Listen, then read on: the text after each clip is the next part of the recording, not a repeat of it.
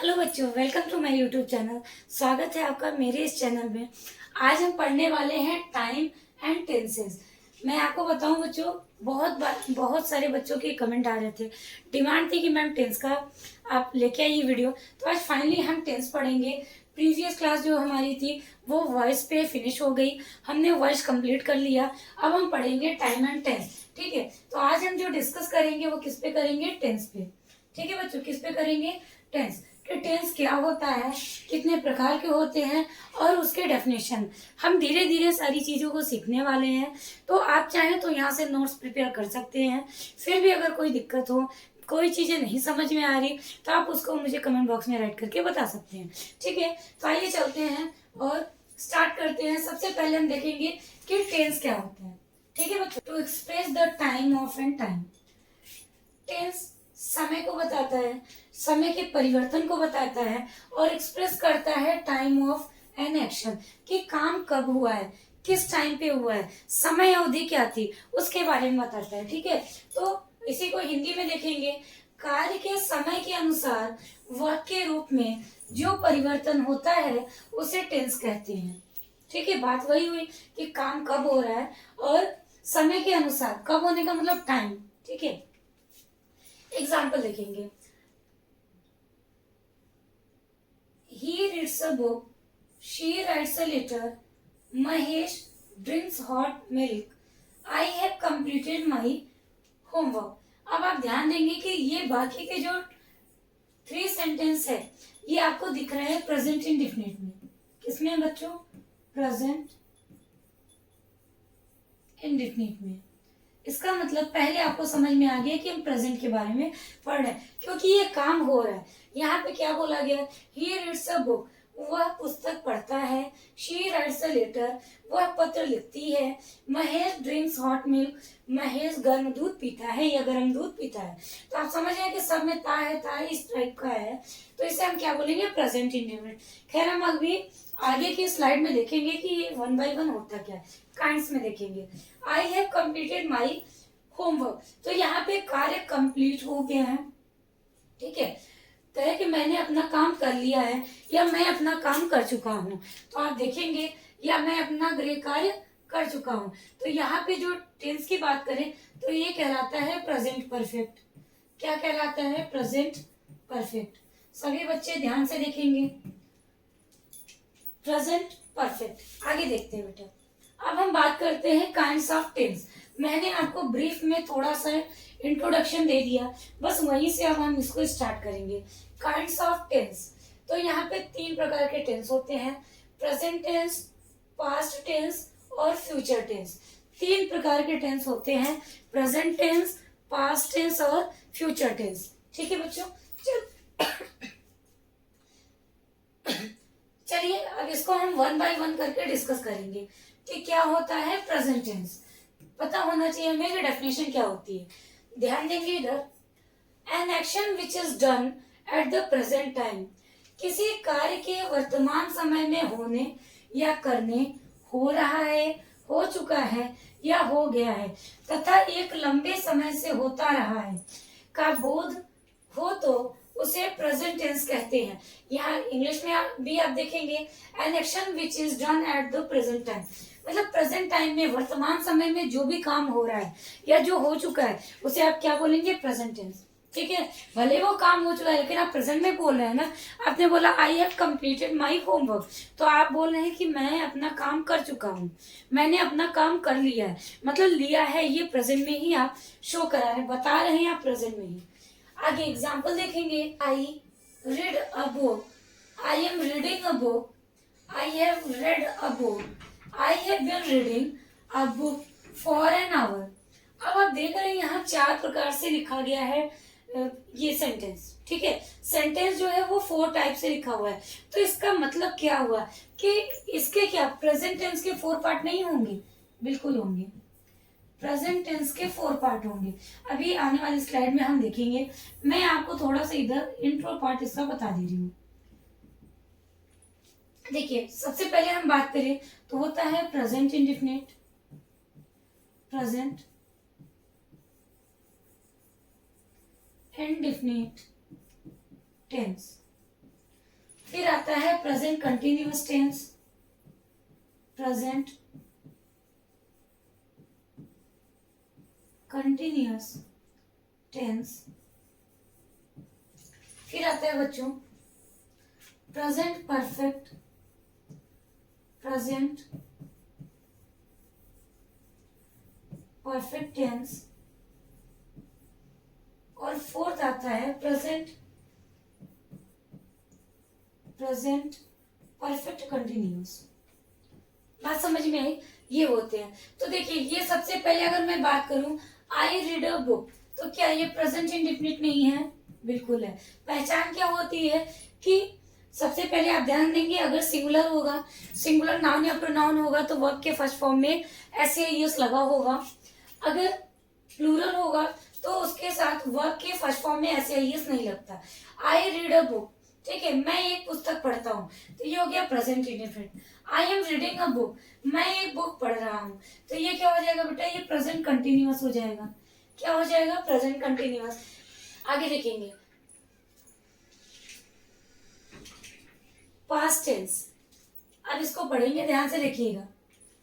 An action which is done at the past time, जो काम past time में किया गया हो उसे ही हम क्या बोलते हैं? Past tense. किसी कार्य के बीते हुए समय में होने या करने, हो रहा था या हो गया था तथा एक लंबे समय से होता रहा था का बोध हो तो उसे पास्ट टेंस कहते हैं। ठीक है, आप जनरली हम ये जानते हैं कि हो रहा था, लास्ट में रहा था, रही थी, रहे थे, या गया था, गई थी, गए थे। इस टाइप का अगर कहीं भी हमें देखने को मिलता है, सेंटेंस वाक्य देखने को मिलता है, तो हम मानते हैं कि वो पास्ट टेंस है। ठीक है, आगे देखेंगे, एग्जाम्पल के थ्रू समझेंगे। आई रोट अ लेटर, मैंने आपको वॉइस के क्लास में बहुत बार ये चीजें बताई है ना, राइट, रोट, रिटन, ये सब बहुत बार बताया है, तो आप एक बार ध्यान से देख लेंगे। I wrote a letter, I was writing a letter, I had written a letter, I had been writing a letter for 2 days। अब देखिए, बात हम करें तो ये पास्ट इंडेफिनिट हो गया, अभी मैंने आपको बताया ना, बस उसके आगे जो हम प्रेजेंट बोल रहे थे उसको हटा के हम पास्ट बोल देंगे। ठीक है बच्चों, फिर I was writing a letter, ये लेटर, इसको बोलेंगे पास्ट कंटिन्यूअस। फिर बोले I had written a letter, ये आपका हो जाएगा पास्ट परफेक्ट टेंस। ठीक है, पास्ट परफेक्ट टेंस। अब आगे देखेंगे, I had been writing a letter for 2 days, ये हो जाएगा आपका पास्ट परफेक्ट कंटिन्यूअस। बोलिए, समझ में आया?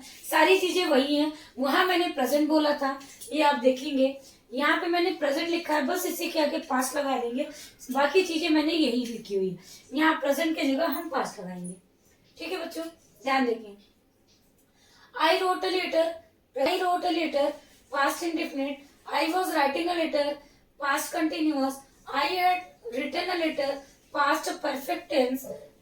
I had been writing a letter for 2 days, past perfect continuous. ये हमारा कंप्लीट होता है। ठीक है, ये पास्ट हमने कंप्लीट कर लिया। आगे देखेंगे फ्यूचर, ये इंट्रो पार्ट है बेटा। अगर आपको वीडियो अच्छी लग रही है तो प्लीज वीडियो को एक बार लाइक कर दीजिएगा, अपने फ्रेंड के साथ शेयर कर दीजिएगा। अगर अभी तक आपने चैनल को सब्सक्राइब नहीं किया है तो एक बार चैनल सब्सक्राइब करके बेल आइकन को प्रेस कर लीजिएगा। ठीक है, आइए देखते हैं फ्यूचर टेंस। किसी कार्य के आने वाले समय में होने या करने, हो रहा होगा या होता रहेगा, हो चुका होगा तथा एक निश्चित समय से होता आ रहा होगा का बोध हो तो उसे फ्यूचर टेंस कहते हैं। बहुत ध्यान से देखेंगे। ठीक है, जनरली आप जानते हैं कि अगर रहा होगा, रही होगी,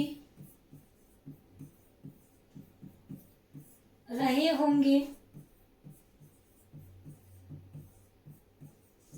रहे होंगे, या फिर और देखेंगे चुका होगा, ये सारे जो वर्ड होते हैं ना, आप इससे समझ लेते हैं कि ये कौन सा टेंस है, ये फ्यूचर है। कौन सा है? फ्यूचर टेंस है। आगे देखेंगे, आई शैल राइट अ लेटर, मैं एक पत्र लिखूंगा।